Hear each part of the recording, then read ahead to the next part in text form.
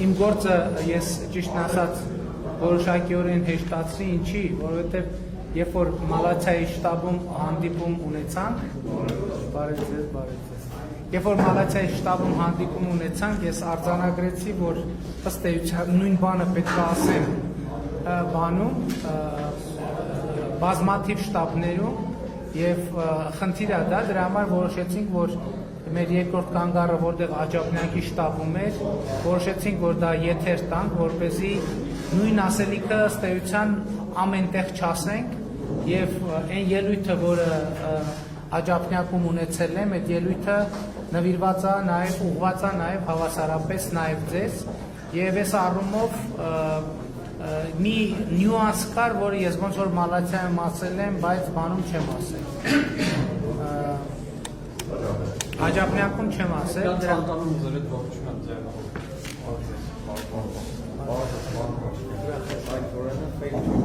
իմացա ճանաչեցի արդեն։ Ժորժ ջան, նստեք, եկեք, Հայկ ջան, նստեք, անցեք նստեք։ Ես էլի ուզում եմ բոլորիդ այս մի պահը ուղղված է անհատապես, դրա համար ուզում եմ, որ բոլորիդ ասեմ, ուզում եմ շնորհակալություն հայտնել, որ պինդ եք մնացել այս ողջ ընթացքում, որովհետև շատ դժվար եւ դաժան ժամանակներ ենք ապրում եւ այս ժամանակներում մեզ մեղադրում են ամեն ինչի մեջ, ինչում հնարավոր է մեղադրել։ Ես մալացիայի շտաբում մի նյուանսի անդրադարձա, որ երբ որ ասում են, որ մեր հասցեին ասում են դավաճան, պետք է կանգնեցնել առանց էմոցիաների, առանց նյարդայնանալու։ Ասել շատ լավ, ձևակերպեք ինչու՞մ է դավաճանությունը։ Ինչու՞մ է դավաճանությունը։ Դավաճանությունը այն է, որ 7 շրջանները մերը չեն այլևս։ Սկսած 1995-7 թվականից դուք բոլորդ բանակցել եք 7 շրջանները հանձնելու մասին։ Անվերապահորեն, դա նույնիսկ քննարկման առարկա չի եղել որևէ մեկի կողմից, ոչ Լևոն Տեր-Պետրոսյանի, ոչ Ռոբերտ Քոչարյանի, ոչ էլ Սերժ Սարգսյանի կողմից։ Դավաճանությունը այն է, որ պատերազմա սկսվել։ Բայց 2016 թվականին էլ պատերազմ սկսեց։ Բայց ինչի դավաճանություն չէիք համարում այդ պատերազմը։ Պատերազմից կարելի է խուսափել։ Իհարկե կարելի է խուսափել, եթե բավարարվեր Ադրբեջանի բոլոր պահանջները։ Երբ Լևոն Տեր-Պետրոսյանը հարցազրույց է տալիս, ասում է Ռոբերտ Քոչարյանը, ասում է, որ մեր ժամանակ Ադրբեջանն էր միշտ մերժում առաջարկը, լուծման առաջարկները։ Տեր-Պետրոսյանն էր ասում է, հա պարզ էր, որովհետև Ադրբեջանը հասկանում էր, որ ժամանակը իր օգտին է աշխատում։ Եվ հետևաբար այն ինչ որ դուք անվանում եք, այսպես ասած հաղթական ժամանակներ, դա ընդամենը Ադրբեջանը, ինչպես վկայում է Տեր-Պետրոսյանը, իր օգտին էր աշխատացնում։ Եվ ինքը գիտեր վերջին կետը որն է, իսկ դուք գիտեիք վերջին կետը որն է։ Եթե գիտեիք, որ վերջին կետը էդ էր, կամ պատերազմը, կամ պետք է Ղարաբաղով հանդերձ հանձնեիք տարածքները ներառյալ, ընդ որում սա ես չեմ ասում, սա ասել է Սերժ Սարգսյանը։ Գնացեք հարցազրույցը նայեք, ասում է մենք ասում ենք 7 շրջանը տալիս ենք, Ադրբեջանը ասում էր չէ։ Բայց 7 շրջանը տալիս եք, Ադրբեջանը ասում էր չէ եւ նորանոր պահանջներ էր առաջադրում։ Եկեք իրար հետ տրամաբանենք։ Որը կարող էր լինել այդ 7 պահանջը, ինչ կարող էր լինել 7 շրջանից դուրս պահանջ։ Շուշին, Ղարաբաղը, Մեղրին, անկլավները եւ այլն եւ այդպես շարունակ։ Եվ հետեւաբար, եթե դա է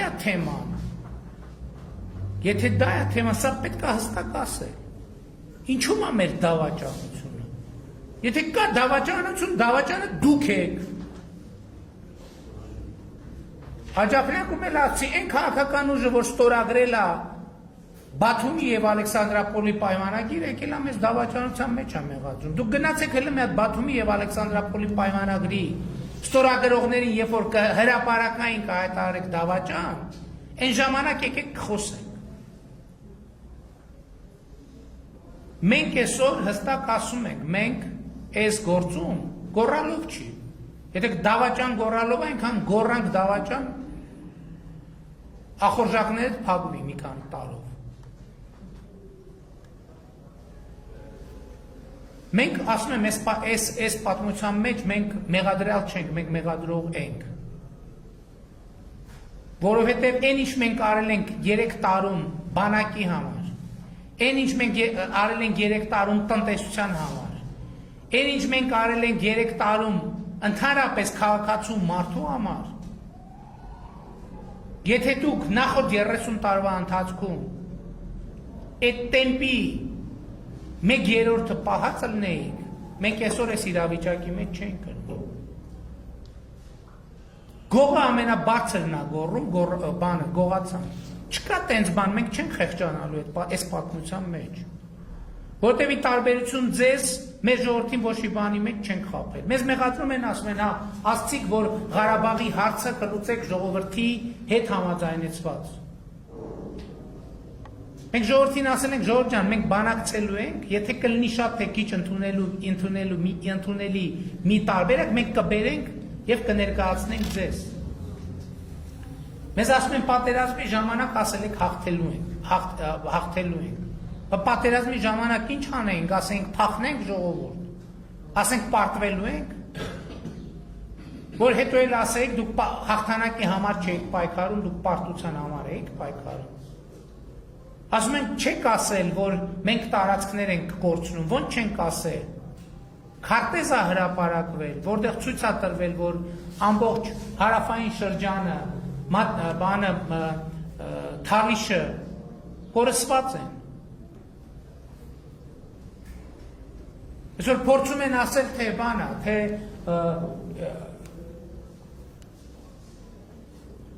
ինչ որ այդ Լելե թեփեի պատմում փորձում են ասել, ասում են սկզբից բան էր։ Սկզբից ուզում էին ասեին, որ վարչապետի որդին չի եղել բանակում։ Հետո պարզվեց, որ առաջնագծում է եղել։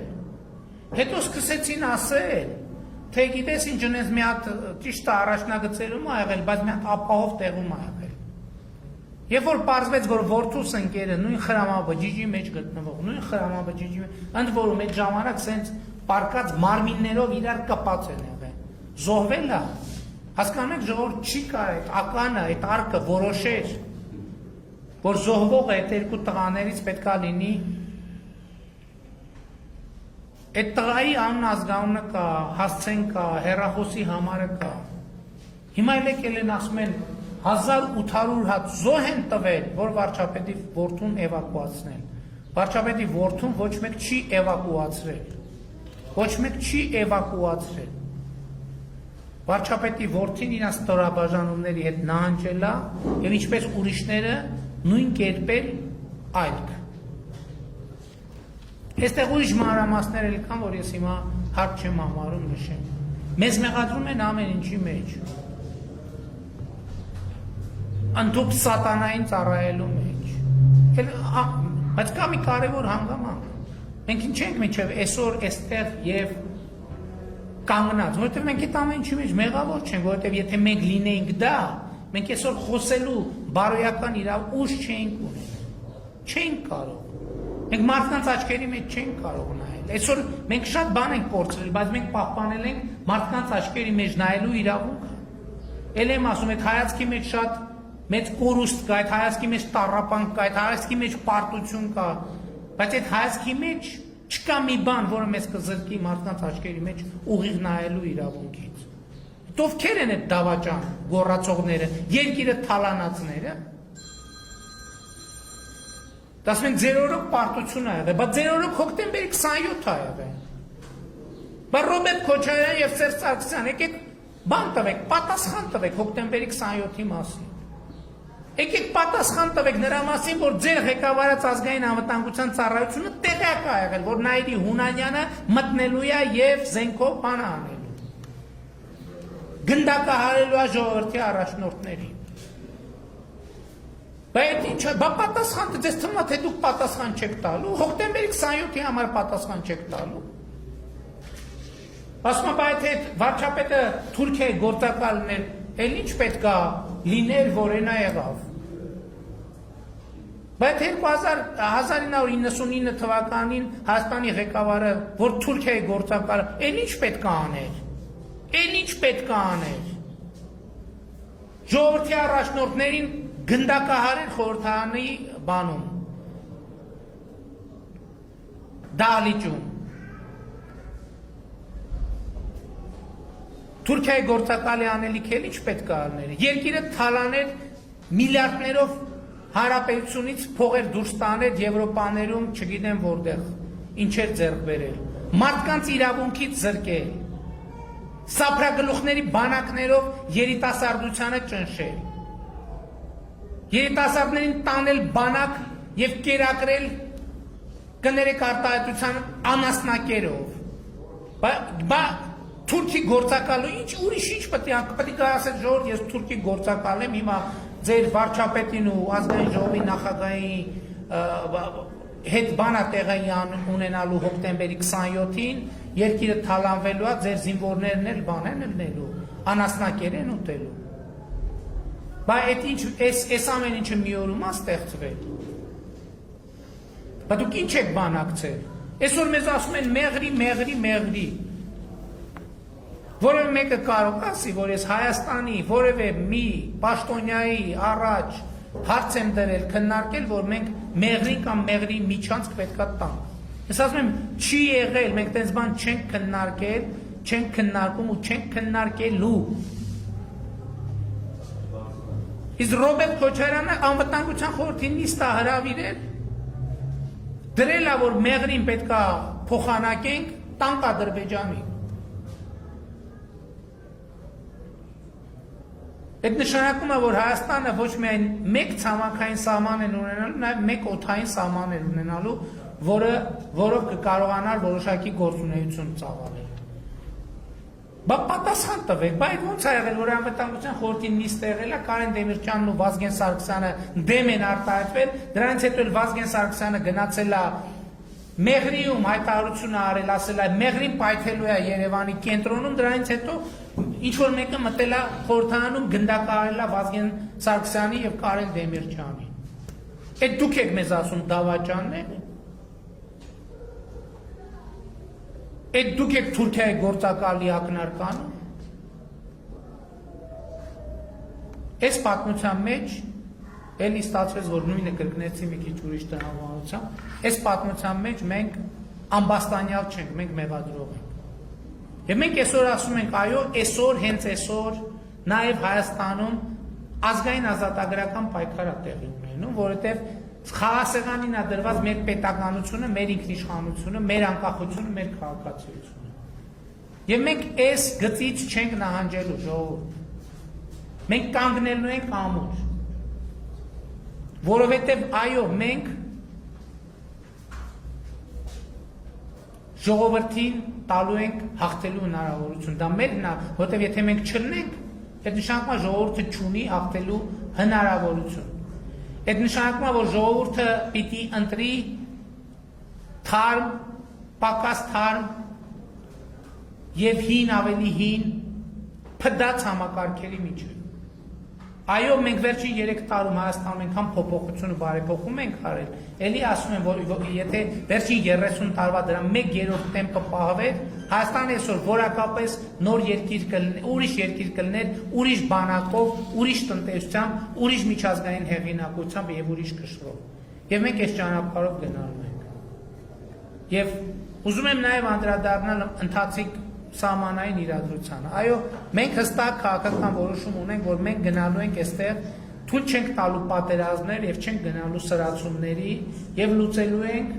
խաղաղ դիվանագիտական ճանապարհով։ Եվ երեք առաջարկ տարել եմ, որը մտնում է մեր տրամաբանության մեջ։ Ինչ ենք մենք ասում։ Մենք ասում ենք սահմանագծից 2 զորքերը հետ են քաշվում, միջազգային դիտորդներ են գալիս, կանգնում եւ միջազգային հովանու ներքո մենք իրականացնում ենք սահմանագծում։ Ասում են մեզ սահմանագծում դեմարկացիա պետք չի։ Սահմանը 21-րդ դարում նույնն է, ինչ որ ենթադրենք միջնադարում եւ դրանից առաջ Պարիսպն էր։ ոնց որ ասեմ, Փարիզ պետք չի կարող լինել այդպիսի բան, որ մենք այո պետք է ունենանք գծանշված, արձանագրված, պայմանագրերով հիմնավորված պետական սահման, որը Փարիզն է։ Այո, կան տեղեր, հատվածներ, որտեղ շատ դժվար է եւ նույնիսկ անհնար է սահմանները շատ երկար պետք է աշխատել։ Դա չի նշանակում, որ մենք երբ որ ասացինք դեմարկացիա, դելիմիտացիա, 2 օրում սենց գծեցինք ինչ որ ձևով ու ավարտեցինք։ Ոչ ամենևին։ Ես այդ անդրադարձել եմ իմ ելույթներում եւ այնպես որ այդ թեմաներից պետք է չվախենալ, պետք է հստակ վստահ գնալ առաջ ժողովուրդ եւ էլի ասում եմ, ինչքան պետք լինենք մենք Հայաստանի քաղաքացիների, մենք այնքան հստակ կանգնելու ենք այդ քաղաքացիների պաշտպանության դիրքերում։ Այսքանը շնորհակալ։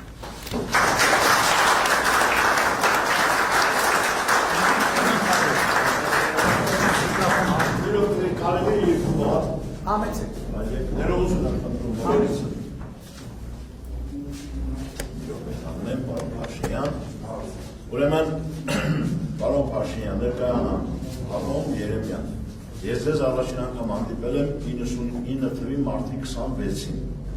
խմբագրությունում, այն ժամանակ դուք ավելի երիտասարդ էիք, ես էլ ջահել էի, հիմա փոխվել եմ, ասած ինչ է, ես ձեզ բարևներ եմ փոխանցում սահմանագծից, իմ տղա զինվորական է փոխգնդապետ, մասնակցել է բոլոր պատերազմի բոլոր օրերին և առանց զոհի իր զորքը հետևել, քաշել մինչև պատերազմի ավարտը։ Իր և իր ընկերները խնդրեցին ձեզ մեծագույն բարևներ և բարեմաղթանքներ և հաջողություններ ցանկալ և ասեցին մենք ձեր կողքին ենք, հետ մենք։ Երկրորդը, պարոն Փաշինյան, ուրեմն ես այն մարդկանց մեկն եմ, որ անգիր, լավ անգիր չէ, գոնե տիրապետում է մեր հայոց նորագույն պատմությունը օրերով, ամսացներով, ժամերով։ Գիտեմ բոլորին, տիրապետում եմ բոլորի ելույթներին, բոլորի մտքերին։ Ուրեմն ես ինքս այս ֆիզիկական կարգավիճակով մի փոքր մինի այսպես գրասենյակ է բացել եմ իմ բակում, իմ բեսեդկայում բակի և ամեն ժամ, ամեն օր պրոպագանդում եմ ձեզ և ձեր թիմին, մեր թիմին։ Ուրեմն մի այսպես հուզիչ բան ասեմ, հարգելի ժողովուրդ, ուշադիր լսեք։ Երեկ երեկոյան ինձ զանգեցրել Մարտունու Արծվանիստ գյուղից զոհված փոխգնդապետի մայրը, Կարեն Սիմոնյանի մայրը, Կարինե, Տիկին Կարինե, որը ձեր պարզապես երկրպագուներից մեկն է։ Եվ ինձ խնդրում է, ասում է, Ատոմ ջան, ուղղակի խնդրում եմ, իմ կնոջս քույրն է ինքը։ Ասում է, խնդրում եմ, ասում եմ, մեր գյուղում Քոչարյանի մյուսի մարդիկ եկել են, խաղեր են տալիս, գյուղական բարբառով ասեմ, էլի։ Խնդրում եմ, ասում եմ, քո հեղինակությունը փորձի մեր գյուղի վրա եւ կանխի հանկարծ մեր գյուղից նրան ձայն չտանեն ու եթե հանդիպես պարոն Փաշինյանին ինչ որ առիթով ես գիտեի որ այսօր ձեր այդ հանդիպումը կա պարզապես ակնկալում էի որ մի օր մենք հանդիպենք Դավիթ Հաշինին ասում եմ խնդրում եմ իրեն փոխանցեք որ մենք բոլորս պատրաստ ենք եւ կանգնած ենք իր կողքին փոխանցում եմ այդ բարևները այդ ողջույնները ձեզ Եվ ես ասում եմ հաջողություն եմ ձեզ ամենայն բալիկ, ամենայն հաջողություն Շնորհակալ եմ Այսօրվա հանդիպումը տենց ճիշտ է Աստիկ չգիտեինք, տենց չնախատեսվում Առավոտ ինձ իպատիմ մեր քաղապետին ինքն էին զանգվել տուն և ասել է ձերջակում արի որ պարոն Փաշինյանը գալու է արի որ հանդիպես երկու բառեր ասես Շնորհակալություն բոլորից է Շնորհակալ Ես ուզում եմ մի բան ասեմ, երբ որ ես ասացի, որ սահմանային իրավիճակը մենք հաղթահարելու ենք խաղաղ եղանակով, խաղաղ ճանապարհով, ես երեք գիտեք գնացել էի կուտ եւ այնտեղ շփվել եմ նաեւ մեր զինվորների եւ զինվորականների հետ, ովքեր բնականաբար պատրաստ են իրենց առաջ դրված ցանկացած խնդիր կատարել, բայց ես նաեւ ուզում եմ ասել, որ մեր զինվորականների հետ քննարկել եմ տեղում կանգնած մեր զինվորականների հետ քննարկել եմ եւ Իմ պատկերացումն եմ ձևակերպել, որը երեկոյան արդեն ես հրապարակեցի եւ նրանք հստակ ասել են, պարոն վարչապետ, մենք կանգնած ենք այդ դիրքորոշման կողմից, եթե ինչ խնդիր կդնենք, մենք կլուծենք, բայց մենք պաշտպանում ենք նաեւ ձեր այդ դիրքորոշումը, որ մենք գնանք քաղաքական դիվանագիտական ճանապարհներով լուծենք, այնպես որ նաեւ մեր զինվորականների հետ այդ հարցը քննարկված Եվ այս նրբության մեջ էլ կարևոր եմ համարում, որ որևէ տարընթերցում չլինի։ Դուք էլ կբարևեք ձեր որդուն։ Շնորհակալ եմ։ Համեցեք։ Գիտեք, ուղղակի այսպես ասած իմ պատկերացումը ձեր այս քարոզարշավի հետ կապված։ Գիտեք, այստեղ ովքեր հավաքվել են, այն մարդիկ են, ովքեր իսկապես ձեզ հավատում են։ Ոչ մեկը չի եկել ուժով, համոզելով, բոլորը եկել են, որովհետև հավատում են։ Եկել են, որովհետև համոզված են, որ շատ շատերը իրենց վրա անմիջականորեն զգացել են այն փոփոխությունները, ինչի մասին դուք ասում եք։ Անձամբ ես օրինակ 3 երեխա ունեի արտասահմանում սովորած, մեկ արդեն եկել է ի գործով եւ պարոն Պապիկյանի նախարարությունում է աշխատում, այնպես որ մենք այս ես կողքը կապացել։ Այո, այսինքն մենք բոլորս ձեզ գիտենք, այդ ամեն ինչ ինչ դուք ասեցիք, մենք հասկանում ենք։ Օրինակ անձամբ ես ավելի շատ կուզեի, որ դուք խոսեիք այն ամեն ինչի մասին, ինչ որ մեզ սպասվում է։ Այսինքն ընտրությունների հետ կապված, որովհետև այն մթնոլորտը, որ ուզում են ստեղծել, այդ մթնոլորտն է դառնում ապրանքների։ Ավելի շատ մենք այդ խոսքն ենք ուզում, որպեսզի մենք հավատանք։ Մենք հավատում ենք, շատ շատերը, բոլորս եւ ովքեր կգան ձեզ դիմավորելու, բոլորը հավատում են ձեզ, սիրում են ձեզ։ Եկեք սենց արեք, հաջորդ շտաբում եթերով կհետևեք, ես հաջորդ շտաբում ուրեմն խոսեմ ձեր առաջարկած թեմայի։ Մեզ պետք է շատ Պարոն Փաշինյան։ Եղա, դոր